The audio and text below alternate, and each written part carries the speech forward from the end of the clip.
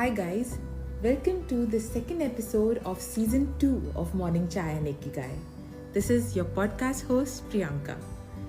Like I promised before, season 2 titled Homage to Venus is a tribute to women.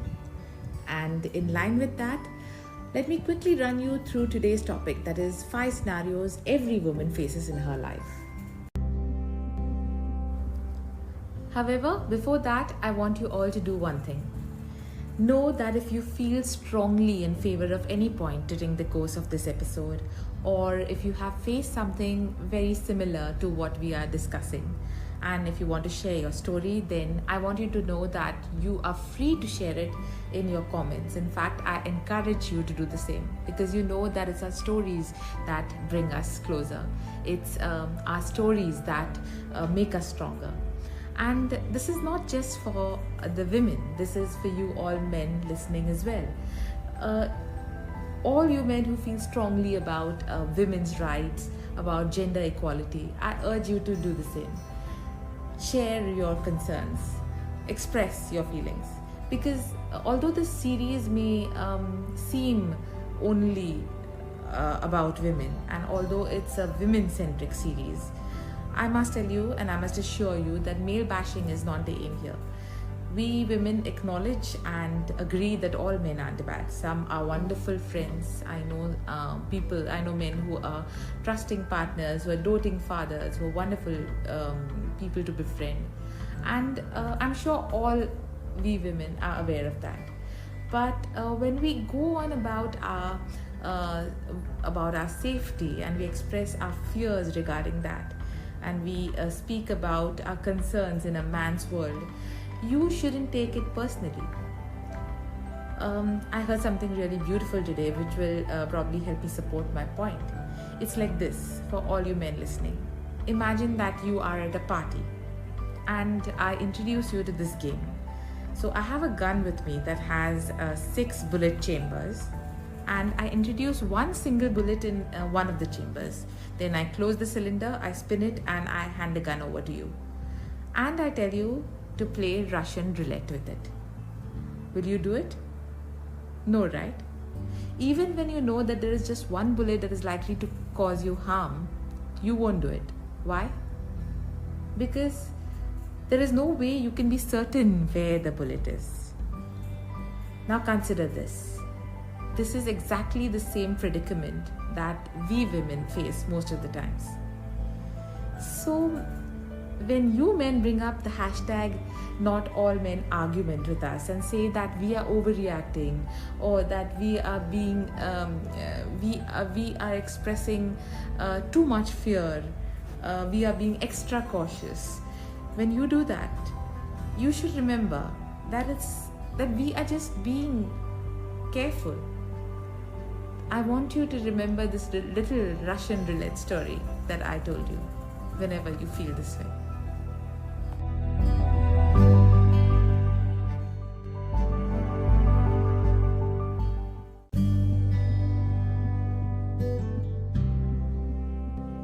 Starting with today's topic, here are 5 things in no particular order that we women have to deal with. So if you confirm with what you hear, then do like, share, subscribe. You know the drill.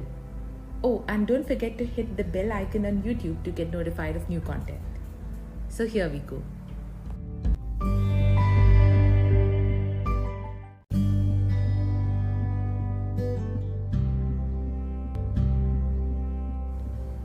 One, the beauty bias.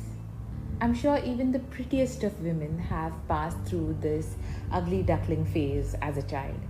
You know, acne, face marks, bushy eyebrows. Ever wondered why it's called the ugly duckling phase? I mean, yeah, as the story goes, she becomes a swan at the end of it and all that. But I have a problem with the word ugly, and especially when it's associated with a part of a child's life, with a part of childhood, exactly when she's on the brink of adolescence, during those gawky preteen years. We don't realize that words can often have lasting impressions, especially at that tender age. And this is exactly how complexes develop. This is exactly how insecurities are formed. काली हो दही चंदन का लेप लगाओ, बाल घुंघराले है तो चिड़िया का घोंसला लगता है, जोर से मत बोलो, जोर से मत हंसो, ज़्यादा मत खाओ, मोटी हो जाओगे, and so on. And these insecurities formed by these words follow us all through our lives. Plus, it doesn't really help that our TV and our movie industry and Bollywood has created this oh so perfect image for women that we can never really break out from. And the men, they aren't helping either. I know this is not about male bashing, but the unrealistic expectations that most juvenile men tend to have from Hollywood movies, from Pornhub, they would rather prefer a made-up woman around them rather than a real woman. So then in comes Botox and in comes skin fillers and everything that the whole cosmetic industry feeds on. So basically by sucking in on our insecurities. But we can't really help this because it has been ingrained in us as a child. The damage has been done in our childhood. Ever noticed how media has these shows titled The Perfect Bride? Yeah, that was a matrimonial show on TV back in the day called The Perfect Bride. But on the other hand, there is The Bachelor, plain and simple, not the perfect bachelor. So why does the onus of perfection lie on the female only? Not fair, isn't it? And that brings me to the entire fairness cream industry. Yeah, I know India is slowly trying to change that thanks to the women activists who are standing their ground against the entire fairness bias, so to say. But isn't Glow and Lovely not the same as Fair and Lovely? I mean, would changing names really help if we don't change the mentality behind it? Think about it.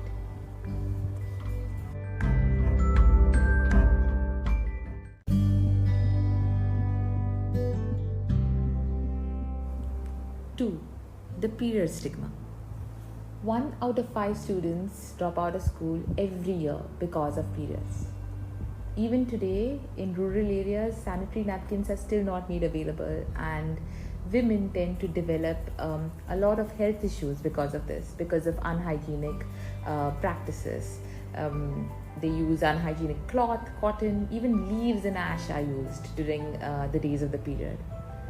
And these are facts. Just like the fact that period education is looked down upon as an embarrassment even today, even in some so-called modern educated families. Menstrual exclusion continues to be a reality. Now I know when I was growing up, visiting a temple or a shrine or even attending a religious function for that matter during that part of the month was considered taboo. But back then, nobody really gave us the period talk. They just told us that it was something that would happen every month and that was it. We were left alone to deal with it. And believe me, this caused a lot of confusion. I mean, why would anybody associate so much shame, so much stigma? Why so much embarrassment associated with something that is so totally normal, which is a natural phenomena? I see parents shying away from having this talk with their daughters even today. And there can be absolutely no good coming out of this. There can only be harm. Conditions like PCOD, polycystic ovarian disease, can go ignored, can go neglected, can go undiagnosed even, because it is taboo to talk about periods openly. I'm sure every cis woman, at least once in her life, has been humiliated in some way or the other just because she has a uterus, when actually that is something that we need to be proud of. But they make it sound like it's our kryptonite, that our uterus is our kryptonite. And although there's no denying that we are superwomen, but our uterus is not our kryptonite. Neither is our gender, neither is our sexuality, which sometimes is labeled as our vulnerability. But this is not our kryptonite. What could possibly be our kryptonite is this rampant patriarchy which society has slowly conditioned us into. And the only way we can break free from it is by standing up against it, by rebelling against it, by raising a collective voice, by raising a collective feminine voice against it. I think period education should be made compulsory. It should be a compulsory subject at the school level, and not just in standard 8th when all the girls have already attained their periods and know so much about it, but at a level much below that, at a level much before that, in the 6th standard or the 7th standard, when we are feeling lost about our bodies, and when we need someone to answer questions about the hormonal changes that are happening inside us. However, all this said, things are looking up nowadays. People are opening up to the concept of talking to the younger generation. There are apps now that I recently got to know of, an app called a period app that can help and guide a girl during her menarche. A friend of mine recently threw a party for her daughter when she first got her periods, and I think that is the only way we can fight this bias, by accepting ourselves, by celebrating ourselves. Period.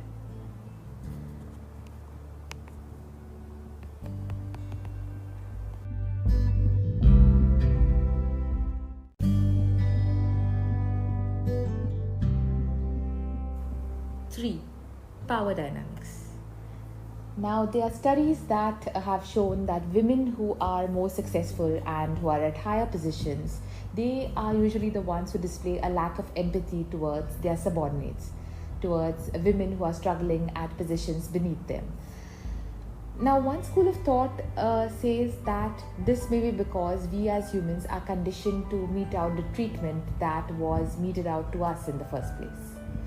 Like at the workplace, if a woman is seen climbing the success ladder, if she's seen getting a promotion, there will be 10 people around her, women included, who will be casting aspersions, who will be spreading rumors about how she reached there. Then she'll have a tough time with her seniors, more so with her women colleagues. Then back home, the power dynamics occurs between the women in the family, between the mother-in-law and the sister-in-law and the daughter-in-law of the house. So if you notice, it's usually the women who are the first to drag women down. Of course, there are exceptions. Here I would mention a very cute mother-in-law, daughter-in-law duo that I follow on Instagram. It's a Bollywood celebrity that I follow, the Manjari Vardhe and Sameera Reddy. And although I don't usually take things at face value, I have been following them long enough to know that they share a comfortable relationship with each other. And I was watching an interview the other day wherein Manjari was asked about this relationship she shares with her daughter-in-law and the reason behind her being so friendly. And she went on to say that when she entered the Vardhe house, she was given the same kind of treatment by her mother-in-law. She was treated with compassion, with kindness, and she is just passing on the same thing to Sameera. And that strengthened my belief that kindness can only come from kindness. However, that said, I know that we cannot use this as an excuse for bullying. We have to break the chain somewhere.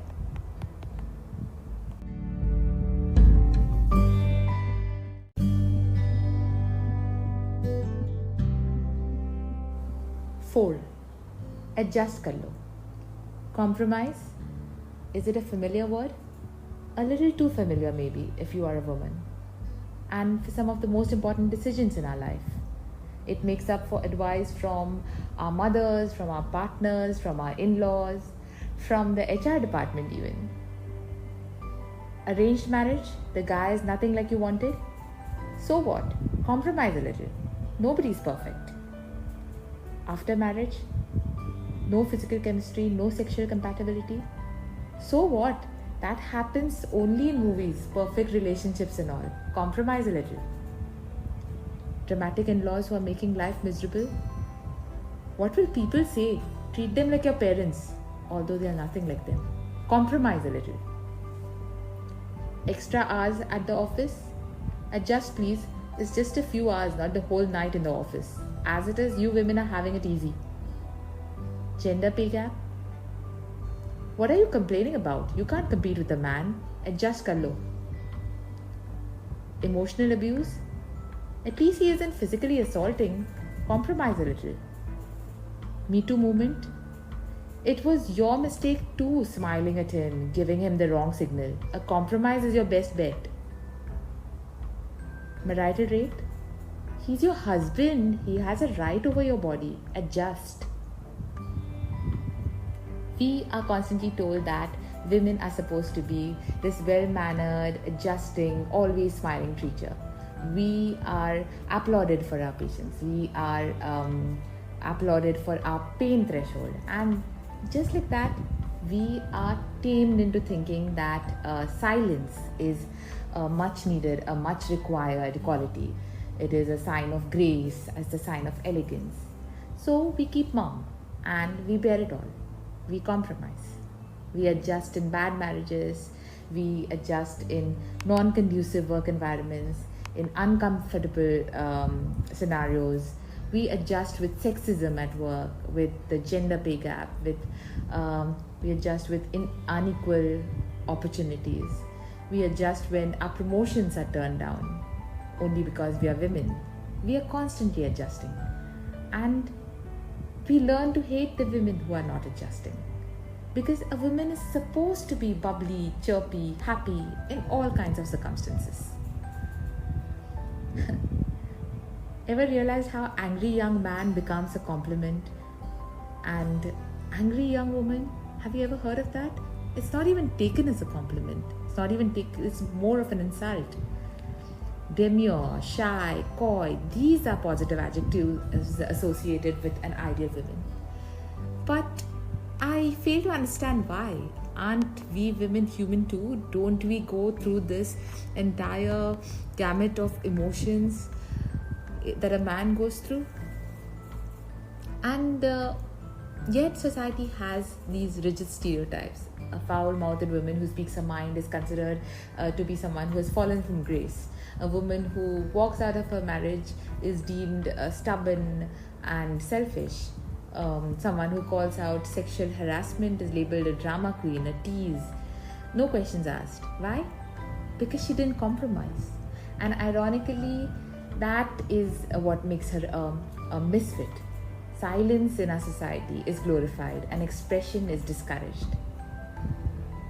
Instead, we should encourage women to speak up, to speak out.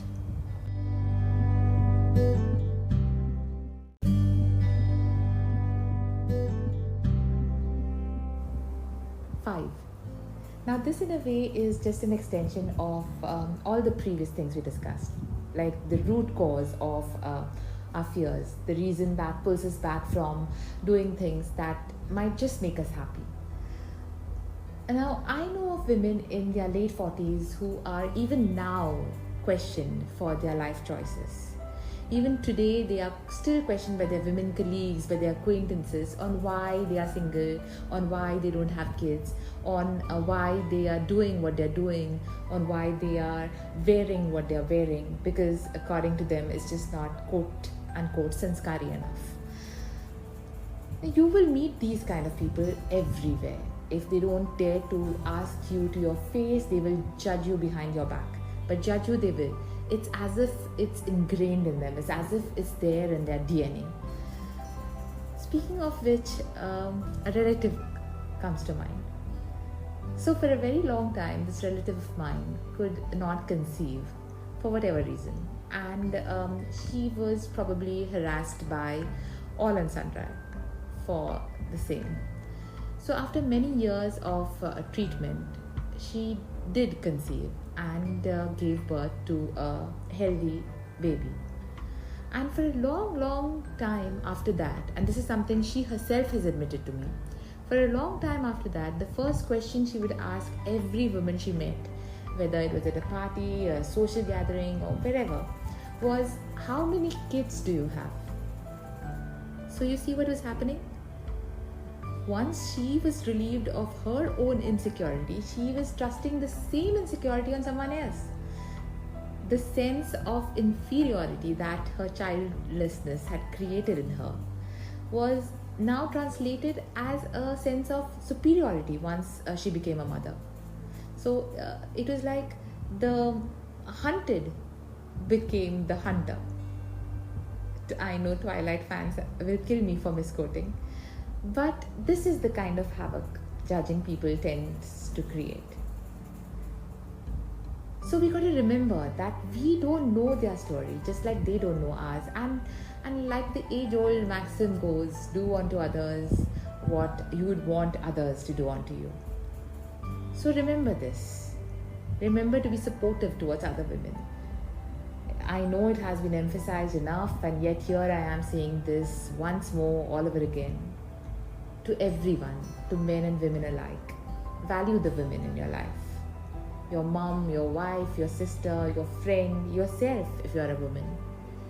Acknowledge their effort. Ignore the rumors.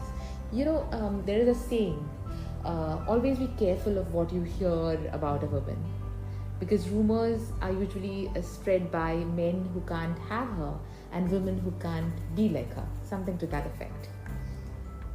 So I just say, go out there and grab the world by the lapels and kick some ass. And however life is making you feel right now, wherever in the world you are, whether you're stuck in a bad job or in an unhappy relationship or simply feeling lost, go to that mirror and look yourself in the eye. You have come a long way, and there is still a long way to go, and you're going to rock it like a boss. Don't forget that. And for the men out there, you don't forget that either. On that note, this is your podcast host Priyanka signing out. Bye-bye.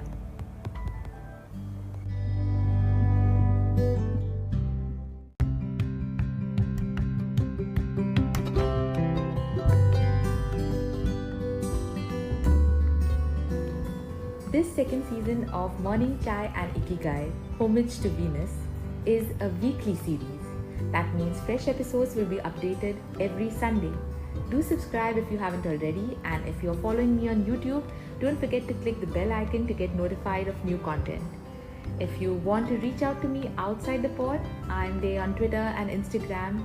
My handle is Dr. Priyanka Naik, that is Dr. Priyanka Naik.